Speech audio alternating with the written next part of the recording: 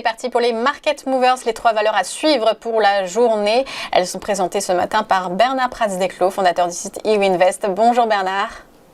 Bonjour Aude. Et on commence tout de suite avec Sanofi, dont on a appris ce matin d'ailleurs qu'elle allait publier dans la journée des données relatives à la phase 3 justement.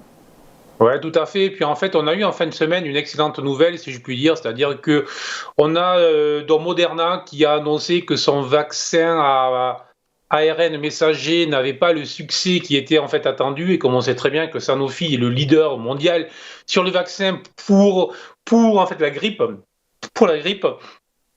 On a eu au fur et à mesure sur la journée rebond significatif de cette valeur.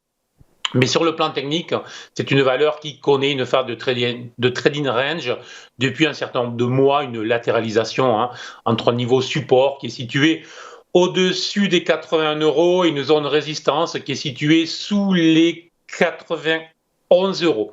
Donc cette zone de 10 € a donné lieu à plusieurs allers-retours, mais en fait il se passe très peu de choses puisqu'on sait bien qu'on attend. Est-ce que Sanofi va enfin nous sortir un vaccin qui va nous sauver pour le coronavirus, évidemment. Alors, ce qui m'intéresse sur cette zone, sur le plan technique, est un élément quand même très spécifique, c'est que j'ai eu des indicateurs systématiquement verts depuis plusieurs mois, mes indicateurs GTAS. Et dans plusieurs cas, dans 78% des cas, en fait, lorsque dans une phase de trading range, j'ai mes indicateurs qui sont verts, on a 78% de chances que la sortie se fasse vers le haut. Donc en fait, autrement dit, que la résistance casse. Et si c'était le cas, si les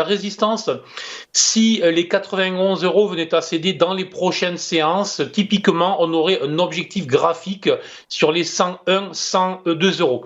Donc je suis plutôt positif sur le titre, notamment si les statistiques disent vrai. Donc on verra ça dans les prochaines heures et les prochains jours.